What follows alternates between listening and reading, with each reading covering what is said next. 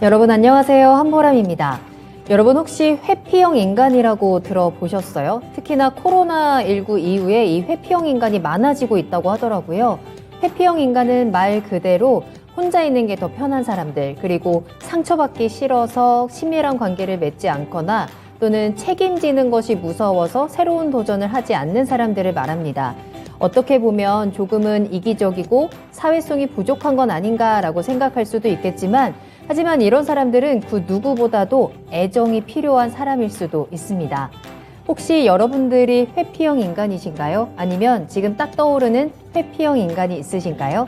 그들에게 한 번만 더 손을 내밀어 주는 것도 좋겠습니다. 여러분들의 그런 작은 관심과 애정이 그들에게는 큰 용기가 되어줄 수 있을 겁니다. 자, 그럼 여러분 지금 저와 함께 투자의 신 지금 시작하겠습니다.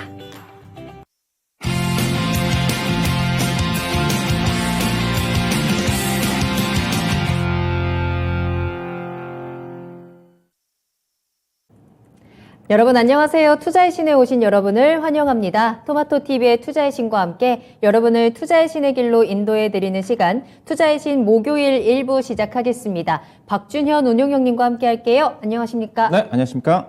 네. 자, 오늘 운용형님과 함께 시장에 대한 분석 확실하게 해보도록 하겠습니다. 종목에 대한 분석도 기다리고 있으니까요. 여러분들께서는 그동안 종목 진단 너무나도 받고 싶었다 하시는 분들 지금 바로 신청해 주시길 바라겠습니다.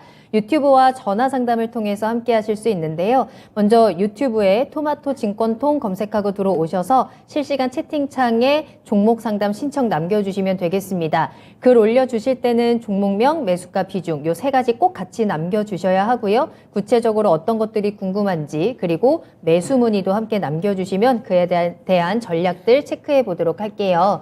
자, 그리고 전화 상담 02-325-8200번, 325-8200번으로 문의 전화 주시고 직접 이야기 나누시면서 궁금했던 부분들 속 시원하게 해결해 가시길 바라겠습니다. 자, 그러면 오늘 함께 하시는 분들 인사하면서 출석 체크를 해볼까요? 오늘 1등은 레제비츠 님께서 1등 하셨고요. WTN님께서 2등 하면서 출석 체크해 주셨습니다. 봄님께서도 오셨고 전정희 님도 반가워요. 하이보이 한입보이 님께서 함께하고 계시네요. 반갑습니다. 동백꽃 피는 날 님과 상록수 님의 이름도 보이고 있고요. 여러분들 계속해서 궁금한 내용들 남겨주시면 되겠습니다. 레제비츠님께서 유튜브 제 아이디가 아주 예의 바르다고 자기소개 확실하다고 댓글 남겨주셨는데 유튜브의 제 닉네임은 한보람 아나운서입니다 이거든요. 내가 바로 한보람이다. 자기소개 확실히 하면서 여러분들과 또 소통하고 있으니까 채팅창 들어오셔서 다양한 이야기 나눠주시길 바라겠고요. 상록수님께서도 운용형님 안녕하세요. 항상 존경합니다 라면서 또 응원의 댓글도 남겨주셨습니다. 마그마님 함께 해주고 계시네요. 제가 장기 자랑을 해야 시청률이 올라갈 거다라는 댓글 남겨주셨는데 과거에 제가 이 투자의 신 하면서 노래도 부르고 애교도 부리고 했던 그 잠깐의 시절이 있잖아요. 그때 시청률이 과연 올랐나? 하는 생각을 갑자기 해보게 되네요. 자, 여러분들 이렇게 다양하게 저도 있어요 라고 출석 체크 인사 함께 나눠주시면서 지금부터 종목명 매수가 비중 남겨주시길 바라겠습니다. 자, 그러면 운용형님과 함께 오늘장을 먼저 정리를 해보도록 할 텐데요. 어제 오늘 시장 분위기 굉장히 좋은 것 같아요. 오늘장 네. 어떻게 보내셨어요? 네, 그렇죠. 오늘 뭐 분위기가 어제 오늘 너무 좋아가지고 오늘 제가 오늘 시장 한마디는 네. 제가 기술적 지표를 잘 인용을 안 하는데 오늘 기술적 지표를 가지고 한마디를 좀 준비를 했는데요. 오늘 이거 코스피 200일 이동 평균선을 상향 돌파하는 날이다. 네, 그렇게 좀 말씀 좀 드리고 200일 평선. 예, 그렇죠. 네. 기술적 지표상으로 이제 많이 이용되는 게 이제 5일, 20일, 60일, 120일, 200이동 평균선이 있는데 일단은 5일과 20일선은 단기 평선이고 그다음에 60이동 평균선은 우리가 이제 수급선이라고 얘기하고 그다음에 중장기 이동 평균선을 이제 120이라고 200일 이동 평균선을 가지고 얘기를 하는데 저 차트를 좀 보시면 오늘 확 눈에 띄는 게 있습니다. 맨 위에 보시다가 동그라미 쳐놨는데 보라색이 맨 위에 있지 않습니까? 이게 200일 이동 평균선입니다. 200일 이동 평균선이 계속 이제 시장이 꺾이다 보니까 하향 돌파를 하기 시작을 했는데 하향 돌파한 시점 자체가 보니까 2021년 9월이에요. 9월 이후에 계속 하향을 하다가 오늘 17개월 만에 상향 돌파를 했다. 200일 이동평균선 자체는 앞서 이제 중장기 이동평균선에 해당이 좀 되고 이 평선 자체가 경기선이라고 얘기를 합니다. 경기선이라는 자체는 시장의 상승과 하락의 추세를 결정하는 중장기 이동평균선이라고 볼 수가 있는데 즉 장기 이동평균선 200일 이동평균선을 돌파했다는 것 자체는 어떻게 보면 기술적 지표상으로 하락 추세가 마무리가 좀 됐고 중장기 상승 추세에 진입할 가능성도 타진해 볼 수 있는 그런 의미라고 보시면 됩니다. 물론 긍정적인 신호네요. 그렇죠. 근데 네. 이제 보면 이제 약간 의미가 퇴색될 수 있는 부분 자체가 이평선이 계속 하락한 상태에서 돌파를 했지 않습니까? 네. 이평선이 완만하게 상승한 상태에서 돌파를 하게 되면 확신이 가는 건데 그렇지만은 그 17개월 만에 이평선 장기 이동평균 20일 이동평균선을 돌파했다는 것 자체는 상당히 의미가 있다고 봐야 될 것 같은데요. 네. 코스피는 돌파를 했지만 코스닥 시장은 보시다시피 아직은 위에 있습니다. 코스닥 시장이 상당히 늦죠. 코스닥 시장은 지금 오늘 종가가 738.9인데 200일 이동평균선 자체는 지금 770포인트대 언저리에 있어요. 코스닥 시장은 아직도 하락 추세인데 조만간 뭐 돌파를 좀 시도를 하겠죠. 다른 해외 증시 같은 경우는 이미 미국 시장 같은 경우도 보시면 다우지수는 이미 돌파를 했고요. 200 이동평균선을 돌파를 한 지가 작년 11월 달입니다. 이것도 물론 하향을 하면서 돌파를 했지만은 근데 나스닥 시장 같은 경우는 좀 더디잖아요. 나스닥 시장은 아직도 코스닥 시장과 약간 엇비슷합니다. 나스닥 시장 아직 돌파를 못 했거든요. 근데 코스피가 나스닥보다 먼저 앞서서 200일 이동평균선을 돌파했다는 것 자체가 상당히 우리 투자가들이 눈여겨봐야 된다. 그렇게 좀 말씀 좀 드리고 싶고요. 일단은 오늘 어제도 그렇고 오늘도 그렇고 주가가 40포인트 정도 오늘 강하게 주가를 끌어올리는 수급의 주체는 단연 오늘 또 애국인이었다고 보시면 될 것 같습니다. 오늘 애국인 투자가들이 무려 코스피 시장에서 8천억을 샀어요. 올해 들어서 가장 많이 샀습니다. 어제 7천억을 샀거든요. 이틀 동안 1조 5천억을 샀는데 연초 이후에 애국인 매매 동향을 보게 되게 되면 아마 1월 10일 날 잠깐 소폭 매도한 이후로 지속적으로 매수를 하고 있고 오늘까지 제가 올해 한 해 동안 1월 달 매수한 규모를 계산해 봤더니 약 5조 8천억을 샀습니다. 단기간에 가장 많이 한 달도 채 안 됐는데 그 6조 원 가까이 매수를 했는데 근데 그걸 누가 매도를 했느냐 오늘 또 개인 투자가들이 무려 그쵸. 1조 200억을 팔았는데 1월 한 달 동안 딱 애국인 투자가들이 샀던 것 5조 8천억만큼 개인 투자가들이 팔았더라고요. 결국 기관 투자가들은 거의 똔똔이라고 보시면 됩니다. 이게 즉 애국인 투자 물량 자체를 개인 투자 매수건 자체 개인 투자가 다 물량을 애국인한테 넘겼다고 좀 봐야 될 것 같고요. 오늘 시장의 수급을 보게 되게 되면 8천억을 샀는데 오늘은 상당히 그래도 IT를 좀 전기전자를 많이 샀지만은 오늘 많이 샀지만은 은행주라든가 또 운수장비라든가 철강업종을 중심으로 해서 골고루 매수가 유입이 좀 됐다는 게 약간 좀 특징이었던 것 같습니다.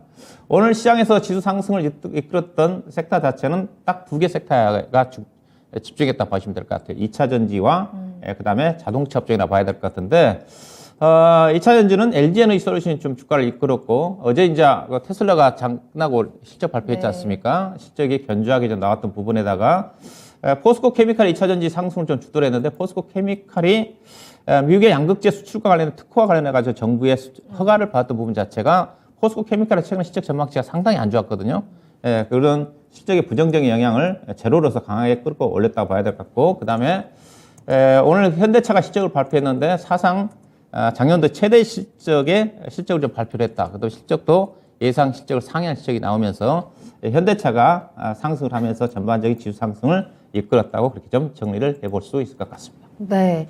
자, 오늘 지수가 의미 있는 돌파를 보여줬습니다. 얼마나 힘을 받고 계속해서 지수 상승을 이끌어 갈지. 자, 그리고 오늘 이렇게 긍정적인 시그널이 포착이 되는 오늘장이었습니다. 자, 여러분들의 종목도 이러한 긍정적인 시그널을 보여주고 있는지, 여러분들의 종목들, 여러분들의 계좌도 조금 더 빨간불을 보여주고 있는지 궁금합니다. 이러한 희망 섞인 여러 가지 시그널들을 현실로 빨간 수익으로 바꿀 수 있는 방법, 지금부터 박준현 운용형님과 함께 여러분들 종목을 한번 들여다보도록 하겠습니다. 궁금하신 종목들 지금 바로 저희 투자의 신에 남겨주시면 되는데요. 유튜브로 들어오셔서 궁금하신 종목명, 매수가, 비중 남겨주시길 바라겠습니다. 현재 여러분들의 상황이 어떤지도 조금 더 구체적으로 남겨주시면 저희가 그에 맞춰서 조금 더 자세한 상담이 가능할 것 같고요. 전화상담 02-325-8200번도 활짝 열려 있으니까요. 오늘도 여러분들의 문의 전화 많이 보내주시길 바라겠습니다. 오늘 또 매수 문의도 많이 올려주고 계시는데요. 이런 시장에서 조금 더 안정적으로 이 매수할 수 있는 방법들, 그 전략과 타이밍 저희가 함께 체크를 해보도록 할 거고요. 오승님 잘 오셨습니다. 블루님과 피크아웃님께서 또 함께 해주고 계시고요. 큰 사랑님 또 황원수님도 종목 올려주신 거 저희가 체크가 되고 있어요. 저희가 하나하나 또 참고를 해서 종목 진단 지금부터 시작해 보도록 하겠습니다. 자, 그러면 오늘 첫 번째로 만나볼 종목은요. 동양 EMP 한번 살펴보겠습니다. 유튜브에서 피크아웃님께서 남겨주셨고요. 매수가는 22,000원이고 비중은 5% 담으셨어요. 예전에 단타 치다가 물리고 나서 추매 한 번도 안 했는데 단가를 좀 낮추면 빠져나올 수 있을지 궁금합니다. 라면서 남겨주셨는데요. 동양 EMP 오늘 15,320원에 거래를 마쳤습니다. 최근에 좀 박스권에서 흘러가는 모습이 포착이 되고 있고요. 22,000원이면 요 가격대가 21년 10월쯤에 나왔던 가격대인 걸로 보입니다. 그 이후에 좀 큰 폭의 하락이 있었고 최근에 다시 한번 그래도 반등이 나오면서 15,000원까지 올라왔는데요. 추가 매수를 하면서 빠져나올 수 있는 기회가 있을지 어떤 전략이 필요할까요? 네, 일단은 결론부터 말씀드리면 그냥 추가 매수할 정도의 종목은 아닌 것 같고요. 일단 보유하고 있으면 약간의 손실을 좀 줄일 수 있는 그런 종목이다. 이제 그렇게 좀 말씀 좀 드리고 말씀드리고 싶은데, 회사의 전방산업 자체가 TV라든가 가전을 중심으로 한 더 전원 아답터 쪽입니다. 파워 모듈이라든가. 그래서 전방산업 자체가 가전이니까 전반적으로 경기가 침체되는 국면 쪽에서 아무래도 가전 쪽과 관련된 수요 자체도 좋지는 않지 않겠나 봐야 될 것 같고요. 회사가 보면 실적 자체가 그냥 고만고만합니다. 매출액 5천억짜리 회사가 연간 영업이익으로 보면 평균 200억 정도 전후니까 매출액 영업이익률로 따지면 4% 5%짜리 회사거든요. 그게 경쟁력 있는 제품은 아니다. 즉 가전과 관련된 여러 가지 소모품과 관련된 제품을 만든다 회사 보니까 이들 기업들이 이제 좋아지기 위해서는 매출액이 폭발적으로 증가가 좀 되면서, 왜냐하면 영업이익률이 낮기 때문에 매출이 증가돼야지 수익성 지표가 좋아질 수밖에 없는데 전방산업 자체가 그렇게 넉넉하지 않는 부분이기 때문에 매출액 증가를 크게 기대할 수가 없어요. 또 실제로 회사의 연간 단위 매출액 추이를 좀 보시게 되게 되면 2017년도에 매출액이 4천억짜리가 2021년도에 5천억, 작년도도 지금 3분기까지 보게 되게 본다 한다면 대체적으로 분기 단위 평균 영업 매출액이 1,200억, 1,300억이기 때문에 거의 5천억 정도 전후예요. 즉 매출액 때 거의 성장하지 않는다는 겁니다. 그러면 앞서 이게 영업이익률이라도 높으면 회사가 실적 좋아질 수 있는 부분들은 있는데 거의 영업이익률 자체도 보시면 3%, 1%, 6%, 8%, 2%, 3% 쪽이에요. 작년도 아직 4분기 실적이 발표가 되지 않았는데 3분기까지 실적이 괜찮은데 회사가 보시게 되면 또 계절적으로 4분기가 안 좋습니다. 4분기가 적자 나올 가능성이 커요. 그래서 회사 실적은 계산해 보면 작년 3분기까지 실적이 다라고 보시면 됩니다. 그러면 그러면 단기 순이익 자체가 3분기까지 보게 되면 약 200억 정도 언저리거든요. 그러면 과거 회사가 평균적으로 4, 5년 동안 주당 EPS가 2,200원이었기 때문에 그걸 크게 벗어날 것 같지는 않아요. 작년도 4분기 추정치를 감안하면. 그럼 현재 주가 수준 자체는 PER 기준으로 해서 6, 7배 되는 수준입니다. 그러면 6배, 7배 수준 자체가 주가 자체가 비싸지도 않고 싸지도 않아요. 현재 시장 여건을 감안하면 지금 IT 회사들 최근 움직임 괜찮은 반도체 장비라든가 소재 관련 기업들도 업황에 대한 불확실성인데 PER 비해서 6배, 7배짜리도 주가 못 갑니다. 그럼 이 종목이 갈 이유가 없어요. 그러면 이 종목은 주가 평범한 회사라고 좀 보시면 돼요. 대신 이 회사는 부채 비율도 낮고 재무 비율도 상당히 우량하기 때문에 주가는 하방이 제한적이에요. 매출액도 고만하기 때문에. 그래서 상반과 하방이 제한적인 종목이다. 차트도 지금 그런 흐름이라고 보시면 될 것 같습니다. 회사 지금 보시게 되면 차트 자체가 최근 들어서 보게 되면 작년 6월달 이후에 주가가 계속 지금 15,000원대 행보예요. 그리고 현재 가격대가 지금 매물층이거든요. 이게 지금 파란 띠인데 여기가 엄청나게 집중이 돼 있으니까 주가는 이 종목은 당분 행보할 수밖에 없어요. 웬만하면 제가 봐서는 또 손실이고 비중이 5%밖에 안 되기 때문에 제가 추가 매수 전략을 권해드리고 싶은데 그냥 이 종목 들어가면 계속 행보할 가능성이 큽니다. 오히려 5% 정도 추가 매수 10% 정도 현금 있으시면 다른 종목 쪽에서 포트폴리오 분산해가지고 다른 쪽에서 수익을 내가지고 이 종목에 대한 손실을 많이 하는 전략이 좀 필요하지 않겠는가 좀 말씀드리고, 그래서 현재로 와서 이분 같은 경우 보면 추매해가지고 손실 안 보고 나오려고 하기 때문에 아마 매도도 안 할 것 같아요. 성격으로 봐서는. 그래서 그냥 가지고 계세요. 대신 좀 주가가 시장이 좋아지면 맥시멈 많이 가면 17,000, 18,000원까지 갈 것 같습니다.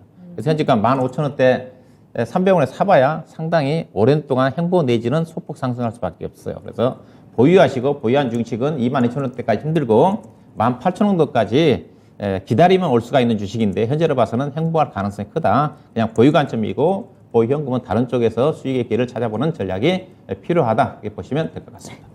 네.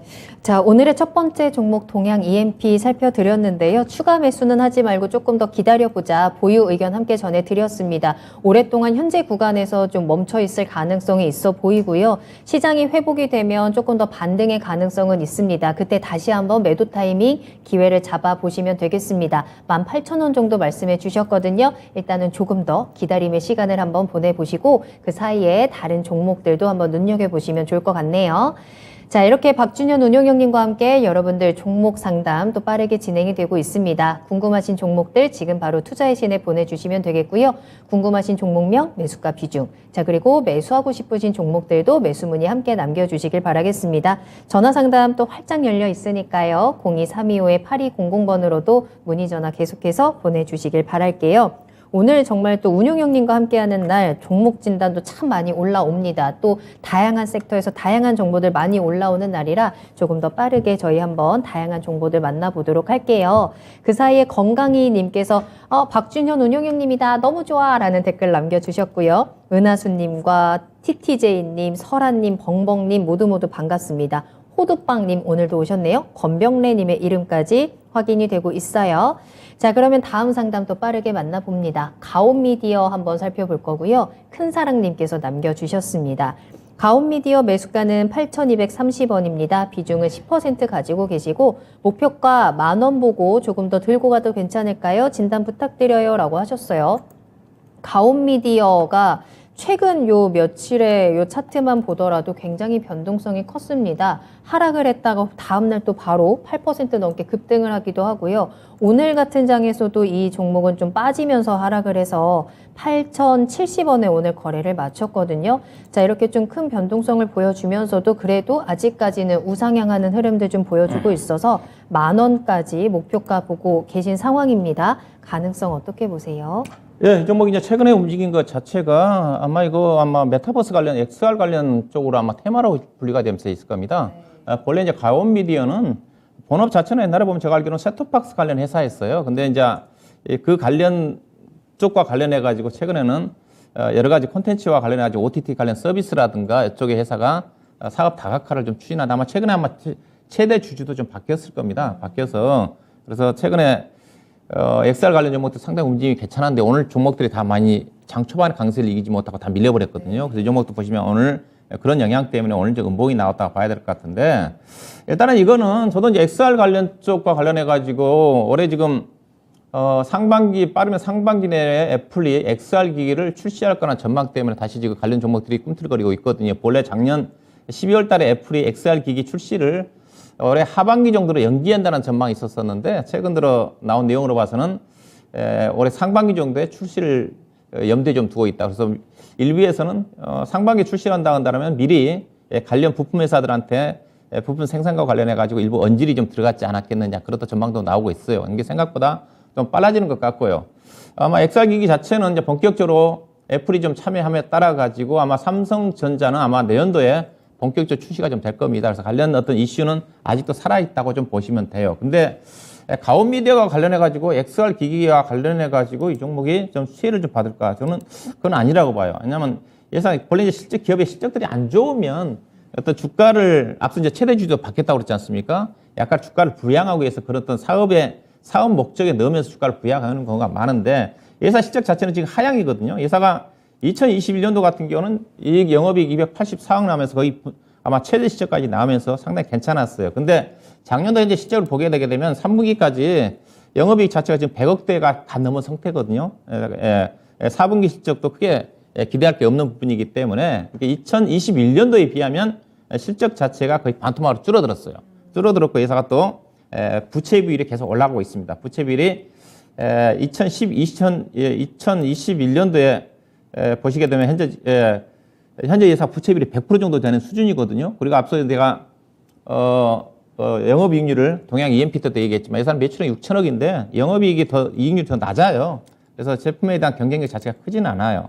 그래서 이 종목이 주가가 하는 것이 실적으로 평가를 받기 어려운데 다만 메타버스와 관련해 가지고 분류가 좀 돼서 시장에서 움직임이 않게 되는 거니까 테마로 엮이면 그래도 실적과 무관하게 또 테마 같은 경우는 실적이 안 좋은 종목이 또 주도주로 부각되는 경우가 분명히 있거든요. 그런 어떤 부분을 고려해 본다 한다면 오늘 뭐 음봉이 나왔지만은 메타버스 관련 종목들이 그래도 상반기 정도까지는 계속 아마 시장에서 이슈가 좀 될 것 같아요. 그래서 우리 시장님이 10,000원 정도까지 목표로 한다고 그랬었는데 비중이 10%네요.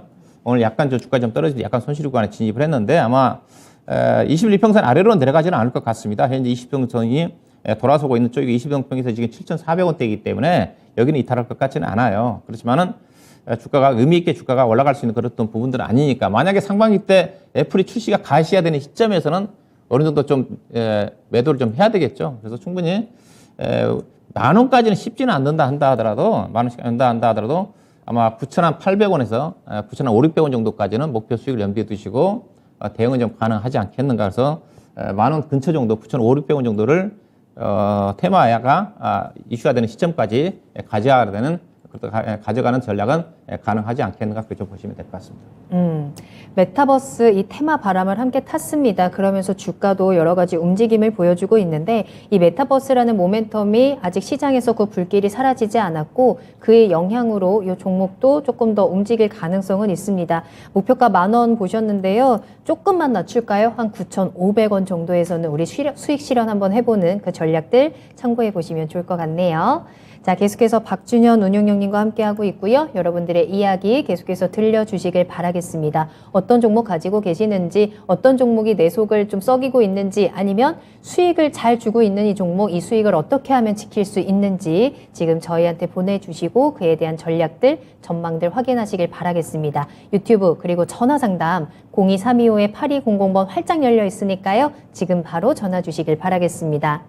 자, 저희 다음으로 만나볼 종목입니다. 황원순님께서 클래시스 남겨주셨고요. 매수가는 18,200원이고 비중은 10% 가지고 계시네요. 향후 전망이 궁금합니다. 라면서 남겨주신 종목인데 클래시스 오늘 종가가 18,520원입니다. 시청자님 매수하신 가격 그 근처에서 크게 벗어나지 않았고요.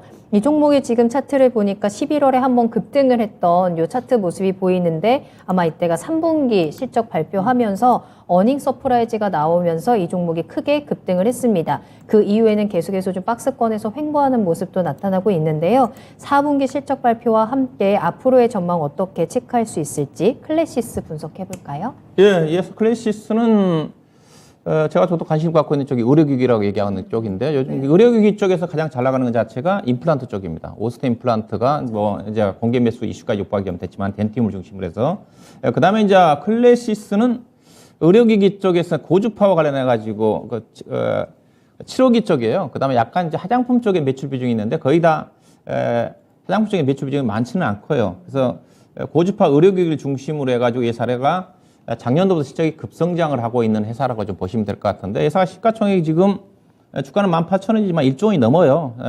그만큼 회사 가치가 있는 회사라고 좀 보시면 될 것 같은데 앞서 얘기했다시피 회사가 작년도에 아마 영업이익이 3분기 때 아마 거의 한 190억 정도가요. 아마 큰 폭으로 증가했고 그다음에 현재 4분기 실적 발표는 하지 않고 있지만 대체적으로 지금 제가 체크해본 바에 의하면 의료기기가 작년 4분기도 전반적으로 좀 괜찮은 쪽이거든요. 가장 괜찮은 쪽이 임플란트 쪽이라고 그랬고 그래서 의료기기와 관련된 종목들은 경기와 무관하게 특히 이제 의료기기 회사 같은 경우 대부분 우리나라 기업도 클래시도 마찬가지지만 중국 쪽에 대한 매출 비중이 많은데 중국이 3년 동안 제로 코로나 정책 때문에 전반적으로 업황이 안 좋은 그런 여건에도 불구하고 의료기기 회사들은 실적이 최대 실적이 나왔기 때문에 중국이 리오프닝에 진입한 시점부터는 더 좋아지는 그런 흐름으로 작용한다고 좀 보시면 될 것 같고요. 네, 보시면 이 종목이 최근에 의료기기 종목들이 다 많이 올랐어요. 많이 올랐는데 이 종목이 주가에 못 간 이유가 있습니다.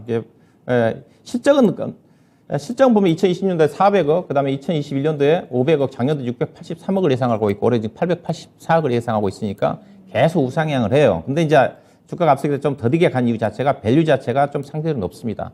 작년도 실적 기준에 지금 PR이 20배 되는 수준인데 근데 최근에 제가 좀 관심 있게 좀 봤던 것 자체가 상대적으로 루트로닝이라는 회사가 있어요. 또 거의 비싼 회사거든요. 그 회사는 주가가 올라간 이유 자체가 루트로닝이라는 회사 자체는 최근에 18,000원부터 해가지고 오늘 23,000원대까지 주가 많이 올랐잖아요. 이 종목 보시게 되게 되면 차트가 차이가 나죠. 이 종목이 같은 의료기, 같은 비슷한 고주파 치료기와 관련된 부분인데 예산은 밸류 자체가 PER 보면 12배예요. 그러니까 차이가 나잖아요. 앞서 이제 클래시스는 20배 되는 수준인데 이 종목은 최근에 저점에서 20% 올라왔지만은 PER이 19배, 20배, 12배밖에 안 되는 수준입니다. 그래서 현재 수준의 탑은 제가 보기에도 루트론이 더 빨리 갑니다. 현재. 그래서 대신 클래시스 자체는 완만하게 주가 올라간다 보시면 돼요. 그래서 주가는 충분히 3분기 실적이 좋게 나왔기 때문에 4분기 실적을 다시 한번 확인을 하려고 할 겁니다. 4분기 실적 예상치에 부합하는 실적이 나온다 한다면 이 정도도 충분히 22,000원대가 지금 매물층이에요. 이때 이제 작년도에 예사가 보시게 되게 되면 1분기 때 주가가 23,400원 갈 때 대량 거래가 좀 돼가지고 매물층이 지금 22,000원대 포진이 좀 돼 있습니다. 포진이 좀 돼 있어서 여기 저항을 좀 받을 건데 아마 4분기 실적이 최소한 예상치보다 크게 하야하지는 않을 거예요. 대충 예상치 부합 내지는 약간 상회한 시점. 왜냐하면 3분기 때 워낙 좋았기 때문에 가이던스가 많이 높아졌어요. 높아진 가이던스를 달성하느냐가 단기적으로 주가가 빠르게 가느냐, 그렇지 않으면 완만하게 가느냐 결정이 될 것 같은데 이 종목 충분히 실적 성장이 지속적으로 전개된 회사이기 때문에 중장기적으로도 무난하게 가져갈 수 있는 주식이다 이렇게 보시면 될 것 같고요.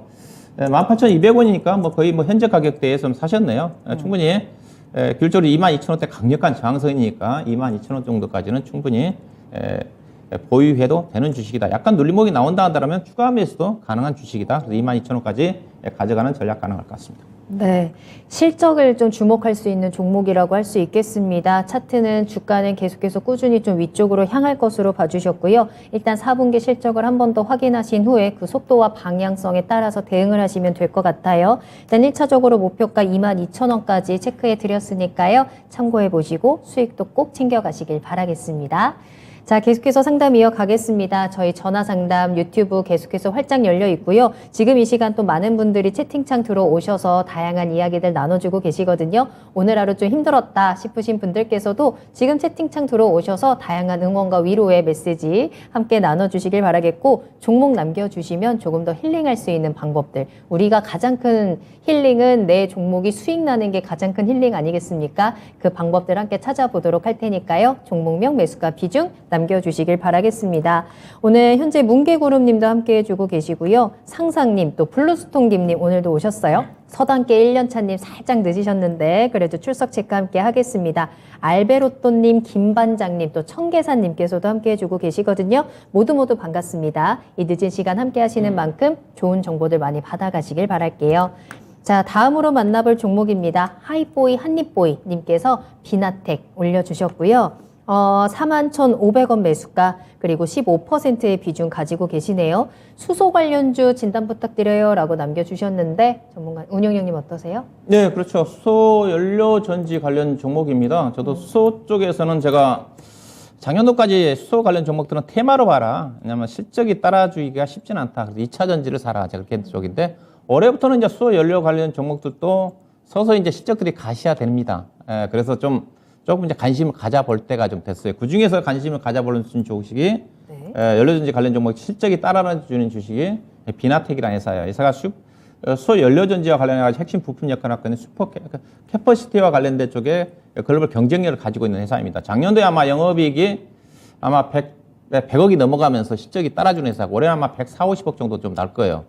작년도에 아마 3분기가 2분기 실적 좋게 나오면서 주가 좀 거의 5만 원대 넘어섰다가 행보를 하고 있는 쪽인데 이제 수소 연료 시장 자체가 이제 본격적으로 서서히 이제 태동을 하려고 하고 있는 그런 부분이고 본래 이제 2025년도에 포인트가 좀 맞춰져 있으니까 그래서 관련 또 종목들이 연료전지 관련 종목들 중심으로 해서 우선적으로 이제 수소도 관련 부품보다는 연료가 좀 우선이라고 그랬습니다. 그래서 작년도까지 제가 두산 푸얼셀이라든가 종목들 같은 경우는 실적이 전혀 따라주지 않기 때문에 테마로 보라고 했는데 올해부터는 이제 좀 더 우상향을 할 거예요. 실적 따라주거든요. 수주가 많이 잡혀져 있기 때문에 그중에서 비나텍 자체는 슈퍼 캐퍼시티와 관련해가지고 글로벌 경쟁력을 갖고 있는 회사이기 때문에 아마 꾸준히 우상향을 좀 하지 않겠나 봐야 될 것 같고요.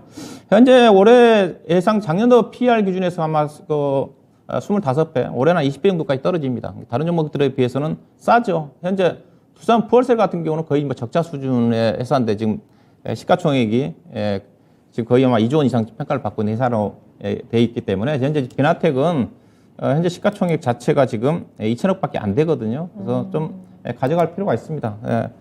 주가는 안 떨어지니까 다만 빠르게 가지는 않아요. 이제 실적이 좀 작년도부터 우상향하는 쪽이기 때문에 올해도 우상향 흐름으로 좀 전개되지 않겠는가 좀 봐야 될 것 같고요. 다만 수소 관련 종목들이 아직도 빠르게 가지는 않습니다. 이게 서서히 올해부터는 이제 실적이 점진적으로 우상향을 한다는 건데 앞서 이제 비나텍 자체는 작년도에 보시게 되면 예사 실적이 보시게 되면 영업이익이 100억 났잖아요. 2021년도에 56억 났고 작년도에 100억, 그다음에 올해 145, 210억으로 올라가는 회사이기 때문에 이제부터 실적이 따라주면서 점진적으로 기업의 가치가 반영될 수 있는 주식이기 때문에 우상향할 수가 있다 좀 보시면 될 것 같고 일단 보유하시고요. 다만 주가가 지금 빠르게 갈 것 같지는 않습니다. 안정성은 있지만은 46,000원 이상이 지금 46,000원대가 기술적으로 걸리는 선이기 때문에 일단 46,000원 정도까지는 단기적으로 목표니까 그렇게 크게 수익률 본다 하더라면 크게 의미 있는 쪽은 아니죠. 그래서 46,000원, 그 다음에 중장기적으로는 충분히 올해 연말 정도 가게 되면 직종 고점 수준 정도까지 5만 원 이상을 돌파가 가능하다. 그렇게 좀 보시면 될 것 같습니다. 네, 비나텍입니다. 올해는 수소주들 조금은 기대해 볼 수 있겠다라는 생각이 드는데요. 다만 속도가 빠르지는 않을 수 있습니다만 시간을 충분히 준다면 요 실적이 조금씩 눈에 보이기 시작하면서 반영이 되고 주가도 조금씩은 눈에 띌 것 같습니다. 특히나 비나텍 실적이 나오는 수소주이기 때문에 조금 더 보유 의견 함께 전해드렸고요. 단기적으로는 46,000원 정도로 목표가 체크를 해주셨고 조금 더 길게 올 한 해 이 종목으로 농사를 잘 짓는다면 5만 원까지도 목표가 체크를 해주셨으니까요. 참고해 보시면 되겠습니다. 자, 비나텍 저희 상담하는 동안 채팅창 보니까 역시나 수소주에 대한 관심들 참 많이 가지고 계신 것 같아요. 자, 수소주 하나쯤은 나도 갖고 있고 싶은데 어떤 걸 사야 하나요? 라는 질문들도 지금 보이고 있거든요. 궁금하신 내용들 또 매수하고 싶으신 종목들 같이 남겨주시면 그에 대한 전략들도 함께 체크해 보겠습니다. 자, 다음 상담 만나보겠습니다. 전화로 이야기 나눌게요. 시청자님 안녕하세요. 예, 안녕하세요. 네, 안녕하세요. 반갑습니다. 네, 반갑습니다. 새해 복 많이 받으십시오. 아유, 새해 복 많이 받으시고 수익도 많이 받으시길 바라겠습니다. 예, 감사합니다. 네, 자, 오늘 어떤 종목 궁금하신가요? 예, LG 에너지 솔루션이요. 오, 좋습니다. 매수가랑 비중 어떻게 되세요?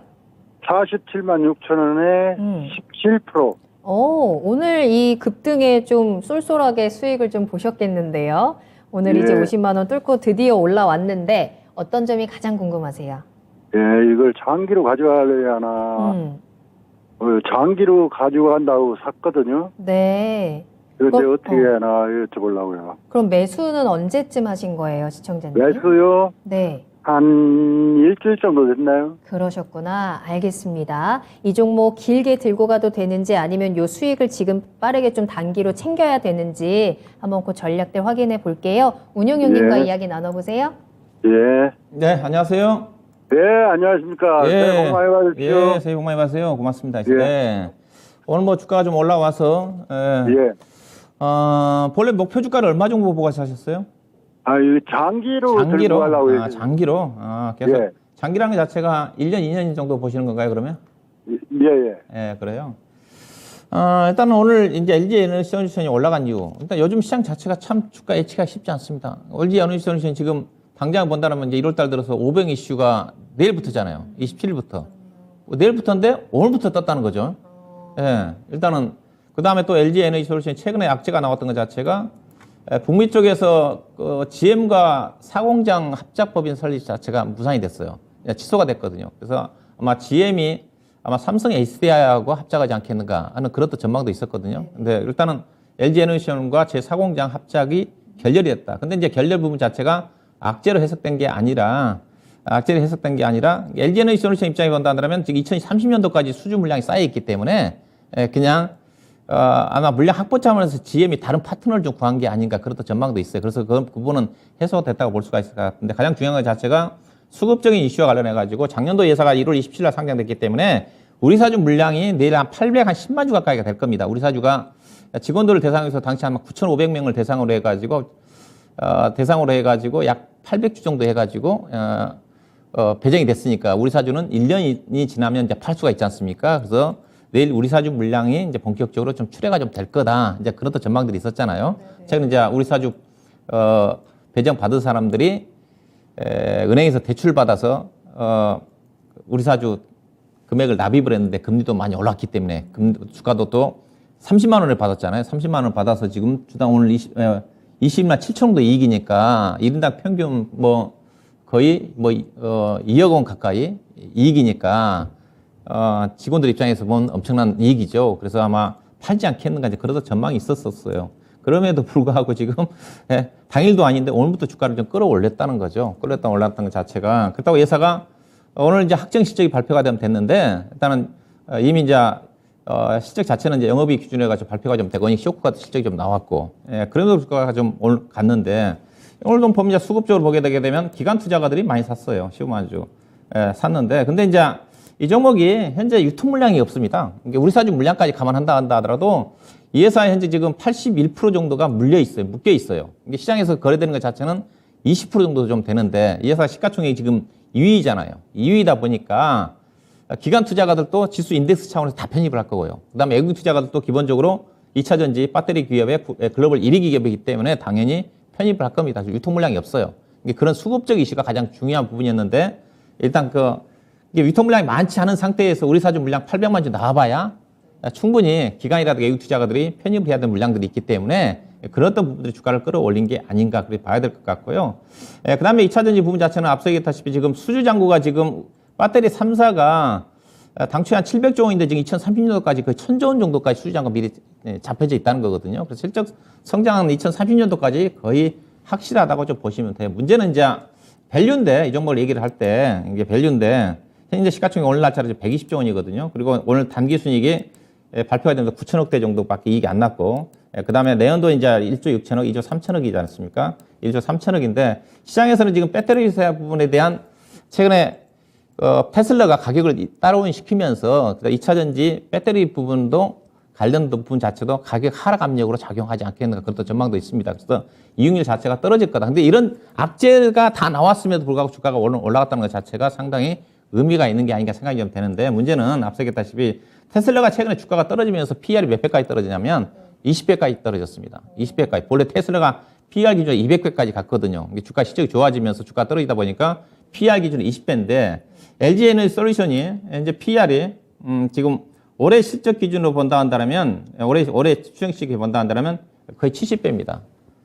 테슬라가 앞서 20배라고 그랬으니까 이게 테슬라 비교할 수는 없지만은 그래도 비교가 좀 가능한 거니까 그런 어떤 부분들을 염두에 좀 두셔야 돼요. 그래서 주가가 올라간 것 자체는 제가 보기에는 LG 에너지 솔루션이 밸류보다는 앞서 유통 물량이 전체 발행 주식수의 20%밖에 거래가 안 되고 있기 때문에 나머지 LG화학이 80% 갖고 있거든요. 그러니까 물량이 적은 상태에서 의무적으로 시가총액 이익권에 올라다 보니까 여러 가지 기관하고 외국 투자가들 의무적으로 편입을 해야 되는 그렇던 수요에 의해서 주가가 올라간 게 아닌가 그렇게 보시면 될 것 같고요. 그래서 주가가 직전 고점 돌파는 제가 보면 쉽지 않아 보입니다. 생각보다 이익이 좀 떨어지고 있는 그런 부분들이기 때문에 지금 작년 4분기 실적 자체도 어닝 쇼크가 좀 나왔기 때문에 다만 수급 이슈로 본다 한다면 추가적인 상승 가능할 것 같아요. 자, 어디까지 봐야 되느냐?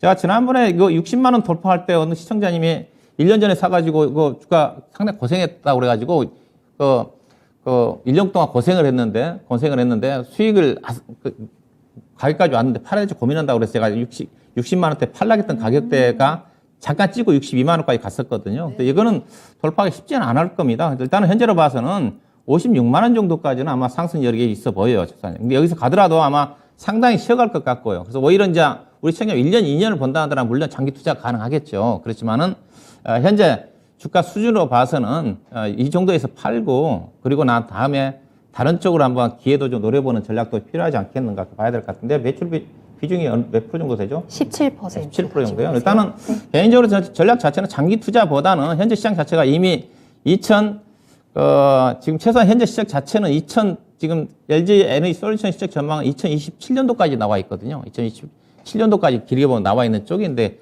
그때 가더라도 PR이 30배 되는 수준입니다. 30배 되는 수준이기 때문에 현재로 봐서는 56만 원 정도가 단기적으로 본다 한다면 매도를 한번 좀 고려를 해볼 만한 그런 가격대가 좀 되지 않겠는가. 아마 충분히 단기적으로 현재 그런 악재가 노출됐음에도 불구하고 주가가 올랐다는 관점에서 56만 원까지는 무난하게 상승할 것 같은데 만약에 중장기적으로 대응한다 한다면 우리 시청자님 같은 경우 충분히 근데 아마 60만 원 넘어가기면 상당히 탄력이 떨어질 거예요. 떨어질 거니까 단기적으로 접근하시면 56만 원 정도 보시고 중장기적으로 보신 분들은 올해 연말 정도까지는 제가 보기에 충분히 68만 원 정도까지 갈 수 있다고 봐요. 증권사도 또 그 정도까지 잡아놨거든요.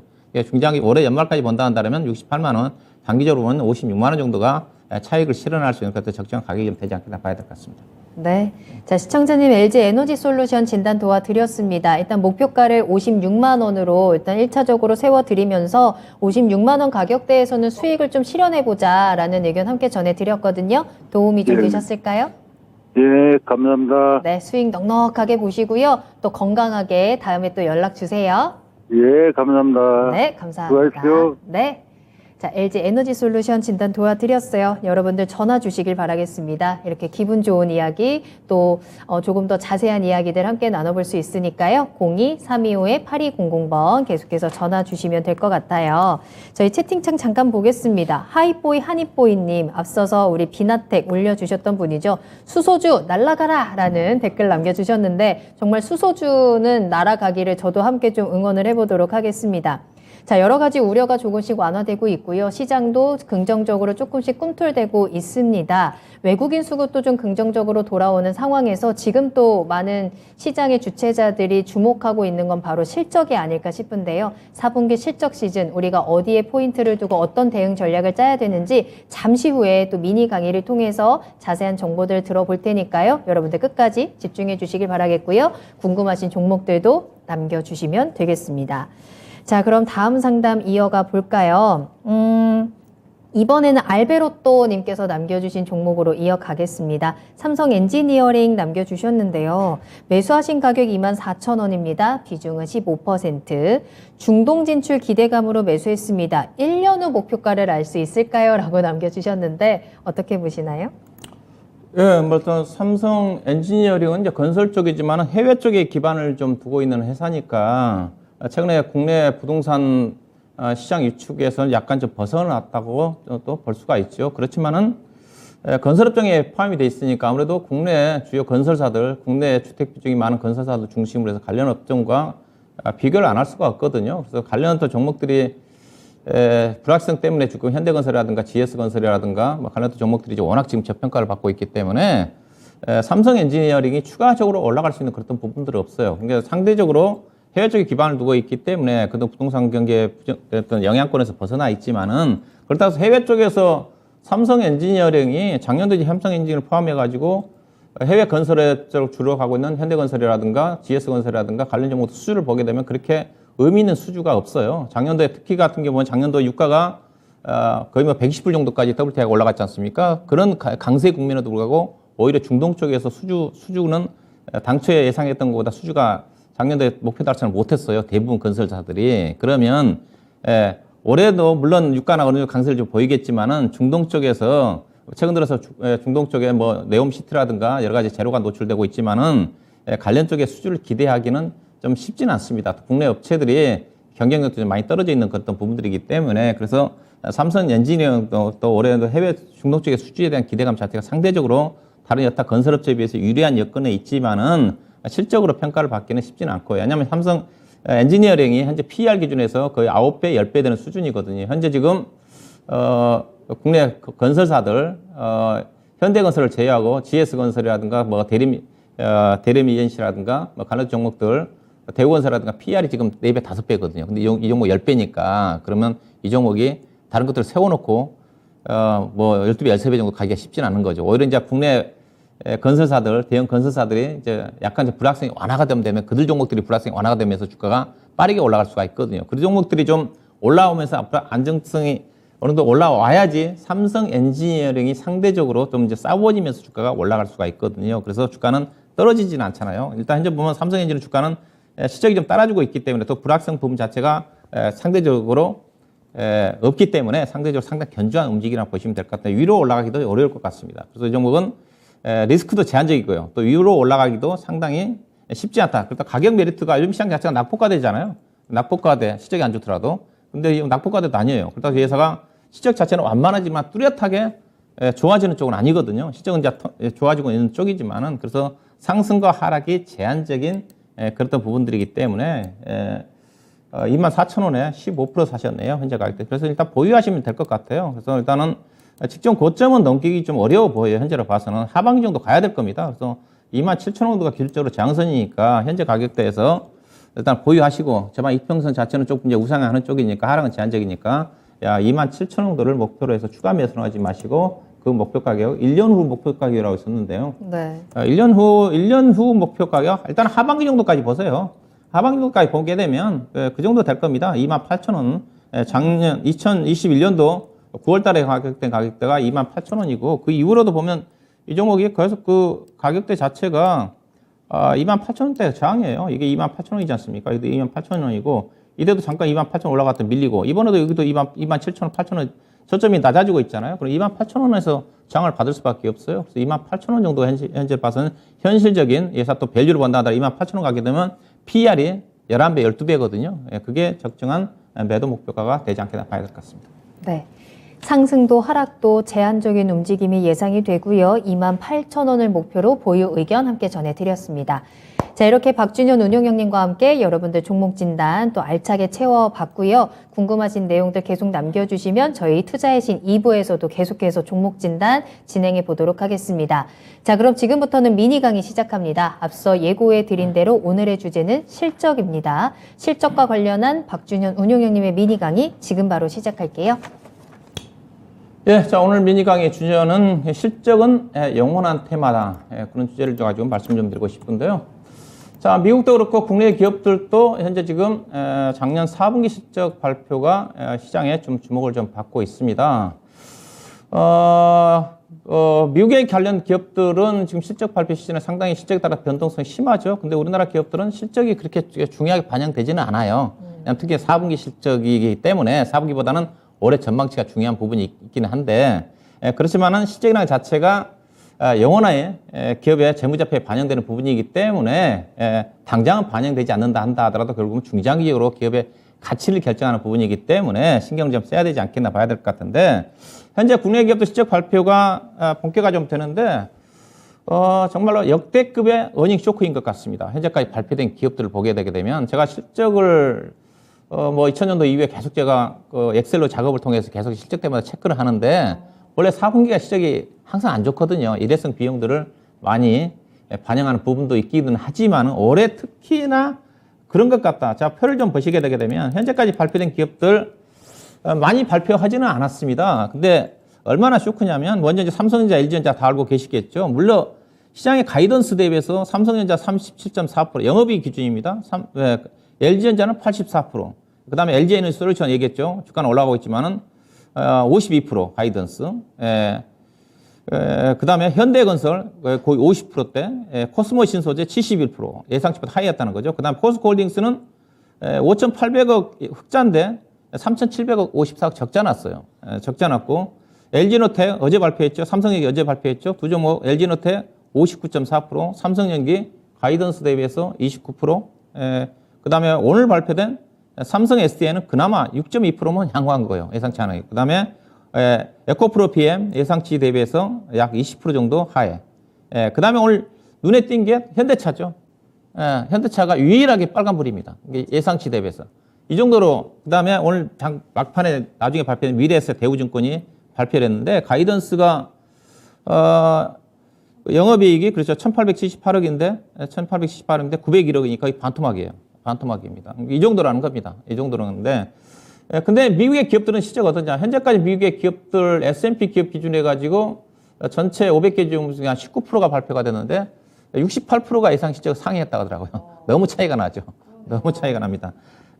근데 우리나라 실적은 이런 것들이 반영되지는 않죠. 일단은 앞서 얘기했던 실적은 우리나라 기업들은 악재가 오히려 실적이 안 좋게 발표하더라도 주가가 올라간 경우가 많습니다. 그렇지만은 부진한 기업들이 계속 주가는 올라가기 쉽지는 않거든요. 물론 작년 부분자 올해 뚜렷하게 좋아진다는 건 몰라도 그렇지 않으면 어느 정도 불확성은 해소가 될지 모르겠지만은 밸류 자체가 높아질 수밖에 없기 때문에 상승이 제한적일 수밖에 없지 않겠는가, 뭐 그렇게 좀 말씀 좀 드리고 싶고요. 그래서 현재 시장 자체가 이제 2460, 50, 60까지 올라가면서 낙폭과대 종목들 중심으로 해서 이제 빠르게 좀 올라왔는데, 결국 이제 향후 시장 자체는 결국은 실적에 좀 수요를 많은 장세로 좀 전개되지 않겠는가.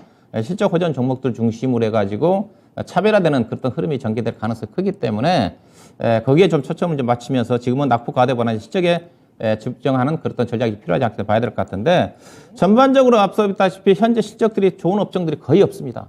거의 없는데, 그래도 현재까지 발표된 기업들의 실적이라든가 제가 전망치를 체크를 해보면 그래도 양호한 실적이 발표될 수 있는 업종이 어떤 업종이냐. 오늘 발표된 자동차, 그 다음에 최근에 이제 주가가 부진하게 움직이고 있는 건설기계가 작년 3분기부터 좋아지고 있거든요. 그 다음에 조선 기자재 업종 중에서 피팅업체 좋을 것 같고요. 그 다음에 임플란트를 중심으로 한 의료기기. 물론 이들 관련 섹터들 내에서도 업종 내에서 종목들이 차별화되는 경우가 있습니다. 그렇지만 이들 업종들이 대체적으로 양호하게 나올 것 같고요. 그 다음에 업종이 안 좋다 한다 하더라도 업종 내에서도 좋은 실적이 괜찮은 종목들이 있습니다. 대표적으로 화학업종 같은 게 부진한데, 근데 송원산업이라든가 일부 종목들은 괜찮은 것들이 있어요. 이제 그런 것들은 이제 특이한 부분이라 봐야 될 것 같은데, 그래서 관심 쪽은 일단은, 그리고 본다 한다면, 관련 쪽에 관심 본다 한다면, 일단 자동차 같은 경우는 오늘 뭐 현대차가 실적이 좋게 발표가 좀 됐지만은, 현대차도 괜찮지만은, 부품업종 쪽에 실적이 올해 최대 실적이 현대차와 더불어서 날 수 있는 SL, 그 다음에 밸류까지 제가 작년도와 올해 밸류를 제가 표시해놨는데 주당 EPS를 보시면 압니다. 주당 EPS가 작년보다 올해 높다는 것 자체는 작년보다 올해 실적이 더 좋다는 거잖아요. 이게 경기 침체 국면에서 실적이 무난하게 더 좋을 수 있는 쪽 SL, 화신 같은 경우도 화신은 EPS가 작년도보다 올해 약간 떨어지지만은 작년도에 일회성 단기 수익이 포함된 걸 감안한 영업이익은 올해 증가되니까 증가라고 보시면 될 것 같고요. 그 다음에 건설기계 쪽이 요즘 작년도에 하반기 때 많이 올라서 쉬고 있는 쪽인데 건설기계도 작년 3분기부터 실적이 뚜렷하게 좋아지고 있습니다. 지금 캐터필라도 거의 신고가 거래가 좀 되고 있기 때문에 현대투자인프라코, 그다음에 대창잔조, 그다음에 진성TC 관련된 종목들 작년도보다 올해 실적이 좋을 거라는 전망이고요. 그다음에 조선 기자재 업종 중에서 피팅업체에 태광이라든가 성광밴드 최근 조정 좀 받았거든요. 조선업종은 올해 확실하게 실적이 턴 어라운드가 진행이 되니까. 근데 현대중공업이라든가 삼성중공업이라든가 현대미포 같은 경우는 올해 의미 있게 실적이 좋아지지 않습니다. 근데 오히려 기자재 업종들이 오늘 기자재 업종도 상당히 괜찮았거든요. 뭐 LNG 본행제 관련해서 관련된 기업들 동성 화이텍이라든가 종목들 상당히 움직임이 괜찮았기에 기자재 쪽에 관심을 가져야 될까. 그다음에 의료기기 쪽에 최근에 주가 이제 급등했다 조정을 좀 받았던 덴티움이 주가가 여전히 싸 보이는 것 같고요. 그다음에 앞서 의료기기 쪽에 누트론이 클래식도 괜찮지만은 관련된 종목들 중심으로 해서 관심을 가져볼 필요가 있지 않겠는가 말씀 좀 드리도록 하겠습니다. 네. 자, 이렇게 해서 오늘 운용형님과 함께 각 업종별로 또 우리가 조금 더 긍정적으로 지켜볼 수 있을 만한 요 실적의 섹터들까지 함께 체크를 해봤고요. 여러분들께서도 잘 참고하셔서 요 실적 시즌을 또 잘 보내보시길 바라겠습니다. 자, 오늘 운용형님과 함께 또 1시간 꽉 채워서 정말 많은 정보들 전해드렸고요. 여러분들께서도 잘 참고를 하신다면 조금 더 따뜻한 시장 보낼 수 있을 것 같습니다. 자, 운용형님과는 여기서 먼저 인사드릴게요. 오늘 감사합니다. 네, 고맙습니다. 네, 투자의 신 1부 여기서 마무리하고요. 2부에서 돌아오도록 하겠습니다. 조금 이따 만나요.